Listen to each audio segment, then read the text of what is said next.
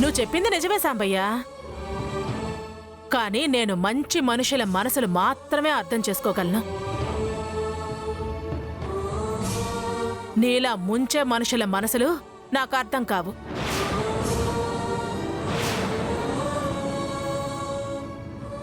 ప్రేమించుకున్న వాళ్ళు, ఒకరంటే ఒకరి మీద ఇష్టం ఉన్నవాళ్ళు అందరిలో తొందరపడి లేచిపోయి వెళ్ళి పెళ్లి చేసుకోలేదు కదా.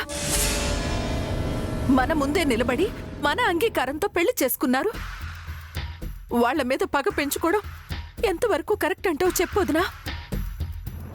పైగా కొత్త జంట పూజ జరిపిస్తే ఇంటికి మంచిదంట. కొత్త జంట అని మీరనుకుంటున్నారు, నేననుకోవడం లేదు. మీ కన్నీళ్లకు కరిగిపోయి దాన్ని నా ఇంటి కోడలుగా అంగీకరిస్తానని ఆశలు పెంచుకోవద్దు ప్రియా. డ్రైవర్, కార్తీ. దుర్గం,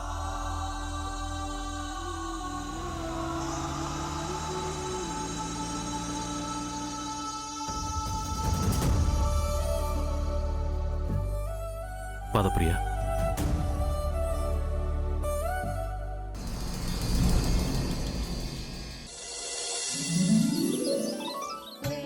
మహాలక్ష్మి, నువ్వు వెళ్ళి ఇంటికొచ్చే ముత్తైదువులకి మంచినీళ్ళు కూల్ డ్రింక్స్ రెడీ చేయించు. వెళ్ళు. అలాగే సార్. బాబు, మీ ఇద్దరు వెళ్ళి గేట్ దగ్గర అంతా క్లీన్ చేసి మామిడాకులు కట్టండి. సార్ అలాగే సార్. తీసుకెళ్ళు.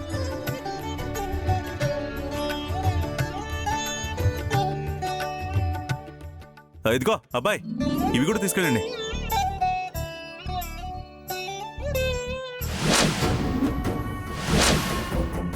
దుర్గా పూజ వద్దని అంత గట్టిగా చెప్పినా ప్రసాద్ చెవిని పట్టనట్టు ఎంత మొండిగా చేస్తున్నాడు చూడవే. ఇదంతా చూస్తుంటే ప్రసాద్ దుర్గని ఏదో విధంగా ఒప్పించి తులసిని ఇంటికి తీసుకొచ్చేలా ఉన్నాడు. అంతేనంటావా నాన్నమ్మా? నువ్వు తెంగరదానివి. కళ్ళ ముందే ఇంత బాగోతం జరుగుతున్నా అంతేనా అవునా అంటావేంటే? నువ్వింత తెంగరదానివి కాబట్టి ఆ తులసి నీతో ఇలా ఆడుకుంటుంది. నీకు తెలివి ఈ జన్మకు రాదే. ఇంత తెంగరదానివి ఈ మంగళాంబకి మనవరాలుగా ఎలా పుట్టావే?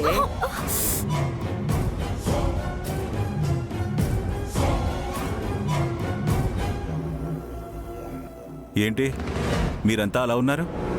మేము ఈ ఇంట్లో మనుషులం కాదు, మాకే సంబంధం లేనట్టుగా ఉన్నారేంటి? దుర్గాంగీకారంతో జరిగితేనే పూజ. మీరు ఆవిడ చెప్తేనే వింటారా? వెళ్ళండి, వెళ్ళి త్వరగా రెడీ అవ్వండి. అవతల పూజ మొదలయ్యే టైం అయింది. ఒక్కొక్కళ్ళు వస్తున్నారుగా. వెళ్ళి త్వరగా రెడీ అయ్యారండి. ఆగండి. దుర్గెక్కడా? అత్తయ్య పనుందని బయటకెళ్ళింది మావయ్య. సరే, మీరు త్వరగా రెడీ అయ్యి ఆ గుమ్మం దగ్గర నిల్చోండి. వెళ్ళండి. ఇదిగో గోపి సార్, ఆ గుమ్మం దగ్గర తోరణాలు కట్టేశారా? కట్టేశాను సార్. మరి ఇల్లంతా కట్టండి త్వరగా, కానీ అందరూ వచ్చేస్తున్నారుగా. కడతాను సార్, ఇప్పుడే కట్టేస్తాను.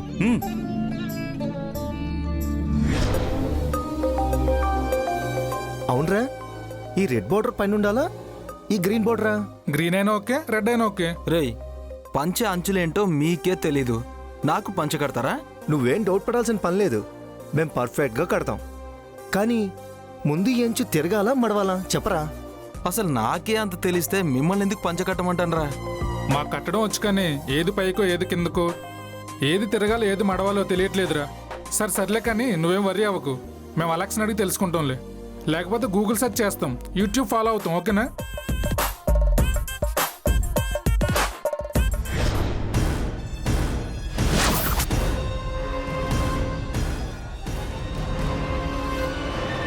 దుర్గా,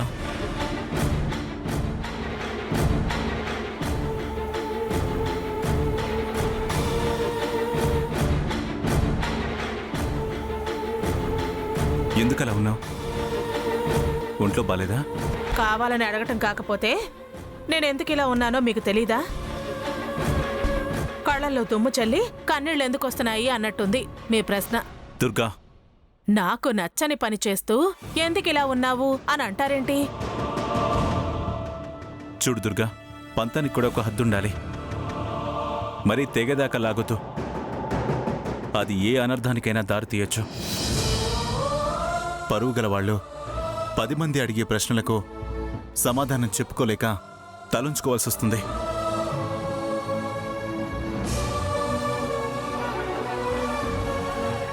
పోలీస్ ఆఫీసర్గా పనిచేసిన మీరు మీ అబ్బాయికి పెళ్లి చేసి కోడల్ని కాపురానికి తెచ్చుకోకపోవడం ఏంటని కాస్త వెక్కిరింపుగానే అడుగుతున్నారు దుర్గా. పెళ్ళై ఇన్నేళ్లయ్యాక మన మధ్య ఈ అభిప్రాయ భేదాలు ఎందుకో నాకు మంచిగా అనిపించట్లేదు. చాలా విషయాల్లో నీ మాటకి విలువిచ్చాను, గౌరవించాను, నేను గెలిపించాను కూడా. చాలాసార్లు నువ్వే పంతం నెగ్గించుకున్నావు. మరిప్పుడెందుకో నన్ను ఓడించాలని చూస్తున్నారు?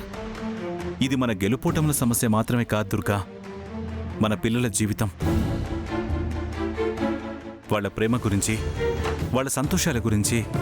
అదే కాక దుర్గమ్మకి నోరు ఎక్కువ అనే పేరు ఎలాగూ ఉంది. ఇంకా గయ్యాళిది, ఎవరిని ఏగనివ్వదు, రాక్షసి. కొడుకు పెళ్లి చేసి కోడల్ని దూరంగా పెట్టి వేధిస్తుంది, వాళ్ళ జీవితాలు నాశనం చేస్తుందనే ఆ పేరు నీకు రాకుండా ఉండాలనే, ఆ అపవాదు నీకు రాకూడదని నేను తాపత్రయపడుతున్నాను. ప్లీజ్ నన్ను కాస్త నమ్ము దుర్గా. పూజారి గారు నీ అభ్యంతరానికే శాంతి పూజ చెయ్యాలి అన్నారు. ముహూర్తం బాగుంది, పూజ జరిపిస్తే దోషాలు తొలగిపోతాయి. పెద్దవాళ్లుగా ధర్మం పాటిద్దాం. రా, నువ్వు కూడా పూజలో కూర్చో. నువ్విలా భీష్మించుకుని కూర్చోకుండా వెళ్ళి చీర కట్టుకునిరా. ఇదిగో ఈ చీర తీసుకోకపోతే మా అందరి కళ్ళల్లో కన్నీళ్లు మిగులుతాయి. ఎవరి నిర్ణయం ఎలా ఉంటుందో చెప్పలేం. నాకు ఒకసారి గెలిచానన్న తృప్తి దక్కనివ్వు దుర్గా.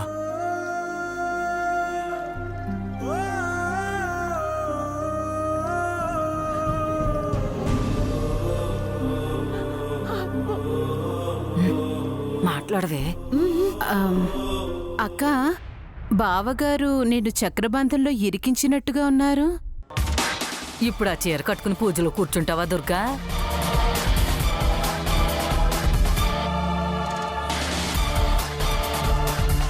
పాపం, ఆయన ఎంత జాలిగా అడిగారో చూశారుగా. మావయ్య పోలీసు ప్లాన్ వేశాడత్తయ్యా. ఇప్పుడు ఆ చీర కట్టుకుని పూజలో కూర్చుంటావా దుర్గా? దాన్ని ఇంట్లోకి తీసుకురావడానికి ఎత్తేశాడు ప్రసాద్. నువ్వు ప్రసాద్ మాటలేం పట్టించుకోమాకే దుర్గా. అంటే మమ్మల్ని విడిపోమంటారా? వాళ్ళని విడదీయక్క అని అంటున్నావు అంతే. లేకపోతే మేం విడిపోతామా? అయినా నేను పిలిచేదాకా గడప దాటను అంది. ఎలా వచ్చి పూజలో కూర్చుంటుంది? మరి మావయ్య ఇచ్చిన చీర తీసుకున్నావు కదత్తయ్యా. కంటి తుడుపు మాటలే. తెగిందాకా బిగించొద్దు అన్నానుగా. చెడ్డ పేరు మూట కట్టుకోవద్దు అన్నారు కదా. మనసు చిన్నబుచ్చడవి ఎందుకు అని తీసుకున్నాను. అది గడపెలా దాటుతుందో చూస్తాను. తగ్గి నా కాళ్ళ మీద పడి వేడుకున్నా, అంతా కలిసి బతిమలాడుకున్నా, మరీ మించొస్తే పూజ కూడా చేపిస్తానే. అది కూడా ఆ గుమ్మడికాయ పగిలిన దోషం అంతో ఇంతో ఆదిత్యకు తగిలుంటే అది పోవాలి కదా. అందుకని ఆ పూజ పూర్తయిన తర్వాత తిరుగు ప్రయాణానికి ఏర్పాట్లు చేస్తాను. అవునక్క, అదొకసారి రావడం అంటూ జరిగితే తిష్టి వేసి కూర్చుంటుందిగా. అవునత్తయ్యా, అది ఒట్టి మొండి ఘటం. అది మొండిదైతే నేను జగమొండి, శతమొండిని, సహస్రమొండిని మెడ పట్టుకుని బయటికి గెంటుతాను. చూడండి, మీరెవ్వరూ దాని విషయంలో ఎటువంటి సందేహాలు పెట్టుకోకండి. అది అసలు రాదు, వచ్చినా నిలవదు. సరేనా? మీరు ధైర్యంగా ఉండండి.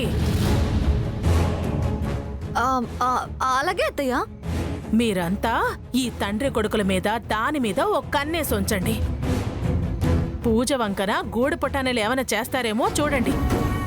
ఎవరు ఏం చేసినా వెంటనే నా చెవిన వేయండి, అర్థమైందా? అలాగే.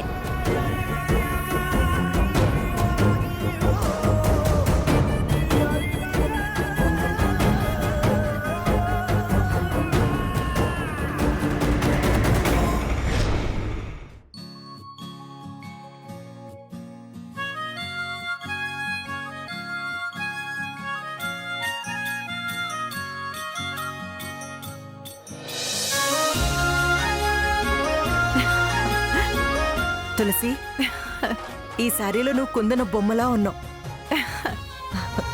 నా బంగారు తల్లి ఈరోజు కాపురానికి వెళ్తుంది.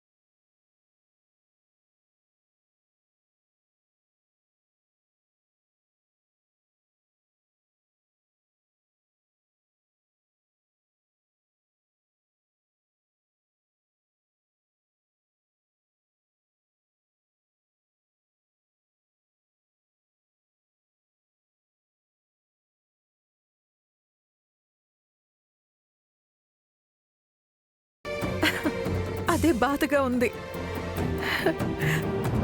ఇది లేకుండా మేమెలా ఉండగలం? పొద్దున్న లేస్తే ప్రియ సాంబయ్య అనే పిలుపు లేకుండా మేము ఎలా నిద్రలేస్తాం? అసలు మాకు నిద్ర ఎలా పడుతుంది?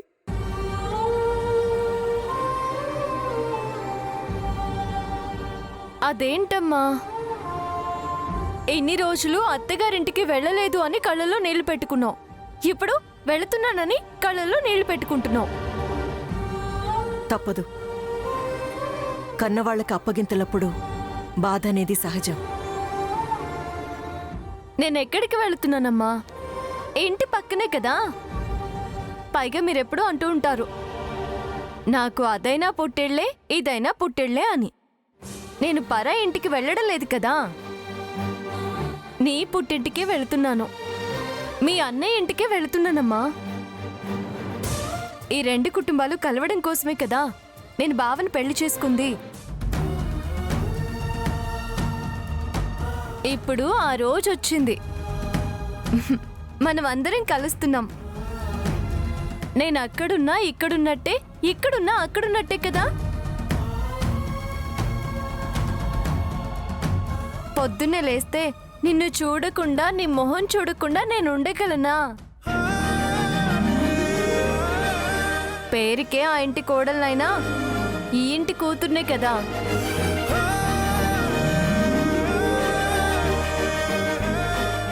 ఇప్పుడు అత్తయ్య వరుస ప్రకారం అనుకున్నా గాని ఆ ఇంటికి కూతుర్ని, ఈ ఇంటికి కోడల్ని. ఏ దూరాలు లేవమ్మా.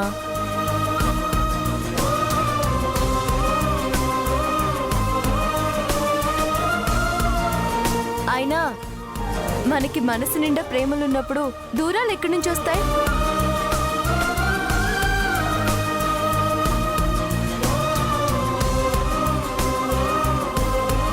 దూరం దూరే సందే లేదు మన మధ్య అన్నప్పుడు మన మధ్య అనురాగం ముడివేసుకుంటుంది. బాధపడాల్సిన పని లేదమ్మా. పుట్టింటి పూవంతి పుణ్యాల రాసి అత్తింటికెళ్ళేటి ఆ ఘడియలోనా అమ్మ తులసి, పొంగి వచ్చే కన్నవారి ప్రేమ కన్నీటి గంగా, కట్టుకున్న ప్రేమ కడలేని కడలి, ఆ కడలిలో గంగ కలిసేటి వేళ వద్దమ్మా, ఈ కన్నీళ్లు తుడవాలనే నేను ఇన్నాళ్ళు ప్రయత్నం చేశాను. అత్తే కాదన్నా, ఆ ఇంటికి కోడలి కావాలనుకున్నది ఈ కన్నీళ్లు తుడవడానికే. అన్న చెల్లెల మధ్య సంతోషం నెలకొల్పడానికే. కానీ నువ్వు ఇలా బాధపడితే నేను సంతోషంగా ఎలా వెళ్ళగలుగుతానమ్మా? చిచి, ఇది బాధ కాదమ్మా, అదో రకం ఉద్వేగం. అంతేనా? అంతే. తల్లి కూతుళ్ళ బంధం అంటే ఇదే. నువ్వు అక్కడికి వెళ్ళడమే కాదు, దుర్గమ్మ ఎన్నన్నా సహిస్తాను, భరిస్తాను. దుర్గమ్మ మనసు మెప్పిస్తాను, గెలుస్తాను, జయిస్తాను.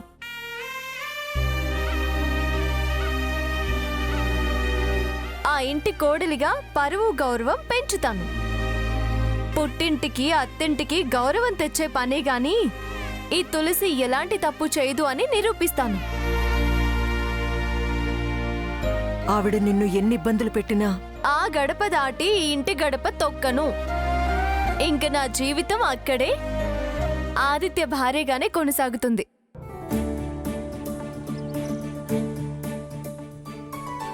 ఇంతవరకు అల్లరి చిలిపితనం చూశారు, కానీ ఇక నుంచి నా ఓర్పు, నా సహనం చూస్తారు.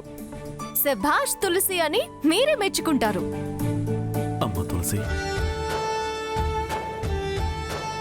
ఏంటి నాన్న నువ్వు చిన్నపిల్లాళ్ళ? అమ్మ నువ్వు ఇలా కన్నీళ్ళు పెట్టుకుంటే ఈ గడప దాటి ఆ గడపలోకి ఎలా వెళ్తాను? ఇవి కన్నీళ్లు కాదులేమ్మా, అందరికీ ఇది సహజం. పదండి, టైం అవుతుంది, బయలుదేరదాం. రా తులసి, పద రా.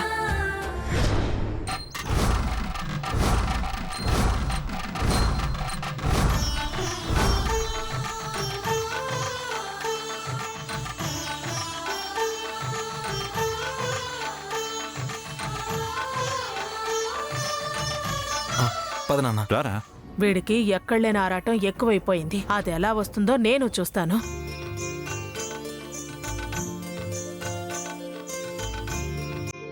ఏంటి అలా చూస్తున్నారు? ఆనందంగా వాయించండి అయ్యా.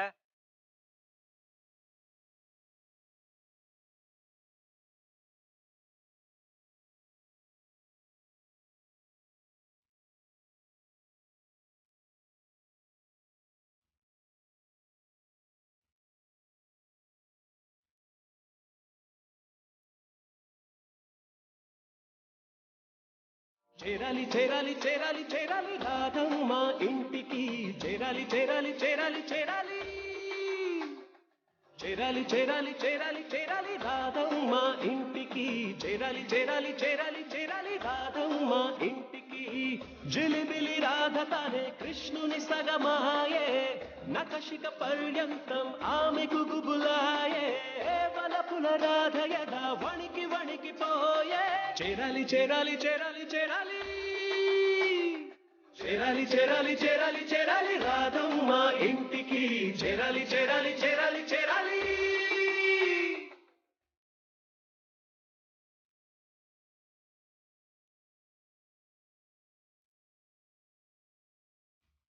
ఏంటి తులసి, చాలా బీభత్సం చేస్తున్నారు? మరి తులసి అంటే ఏమనుకున్నావు?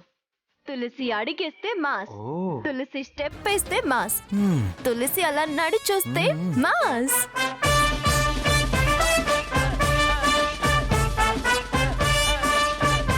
ఇప్పుడు ఆ మాసులు గీసులు ఏం కుదరవే, వచ్చేది అత్తారింటికే. పోరా, అది నా మేనమామ ఇల్లు, నా తల్లికి పుట్టినిల్లు. అంటే నా పుట్టింటి కంటే గొప్పదే కదా.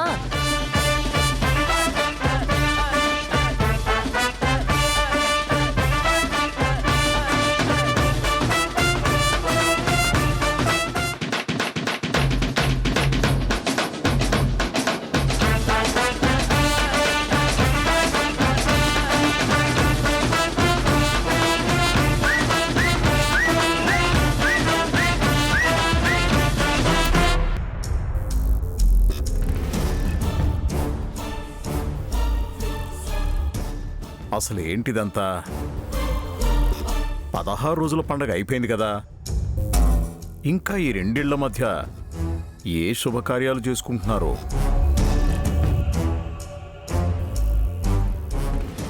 డాన్సు డప్పులు, ఈ సాంబయ్య ఎగురుతున్నాడు. అసలు ఏం అర్థం కావట్లేదేంటి?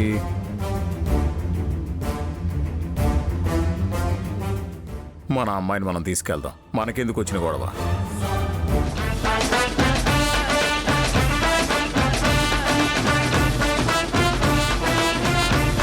అమ్మా లక్ష్మి, లక్ష్మి.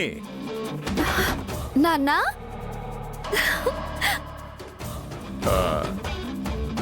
అమ్మా ఏంటి హడావిడి? తులసితో శాంతి పూజ చేయిస్తున్నారు. దుర్గా కోడల్ని కాపురానికి తీసుకొస్తుందిరా. సిగ్గులేదు ఆ మాట అనడానికి? ఇంకా మీరు ఎందుకు ఇక్కడ ఉన్నారు? మిమ్మల్ని ఎప్పుడో రమ్మన్నాను కదా. పదన పదన వెళ్దాం, రా పోదాం. నేను రాను నాన్నా, బావనే పెళ్లి చేసుకుంటాను. చాచి కొట్టానంటే పళ్ళు రాలిపోతాయి. ఇంకా భావన చేసుకోవడం ఏంటే? అవతల పెళ్ళాన్ని ఇంటికి తీసుకొస్తుంటే ఇంకా భావన చేసుకుంటానంటావేంటి? రా వెళ్దాం.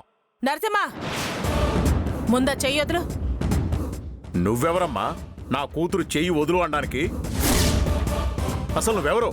అది నా కాబోయే కోడలు. ఆపవమ్మా. ఉన్న కోడల్ని గడప దాటనివ్వడం లేదు కానీ కాబోయే కోడలు అని ఇంట్లో పెట్టుకున్నాం. ఏం మర్యాదమ్మా ఇది? అయినా నా కూతురునివ్వనని ఆ రోజే పీటల మీద నుంచి లేపాను కదా. అదే నువ్వు చేసిన తప్పు. తప్పు కాదు, తండ్రిగా నా ధర్మాన్ని నేను నెరవేర్చాను. ఏంటి ఏంటి ధర్మం ధర్మం అంటున్నావు? అప్పుడు కూడా అడిగితే కారణం చెప్పలేదు. ఏంటి ఏంటా ధర్మం? ఎప్పటికీ చెప్పనని చెప్పాను కదా.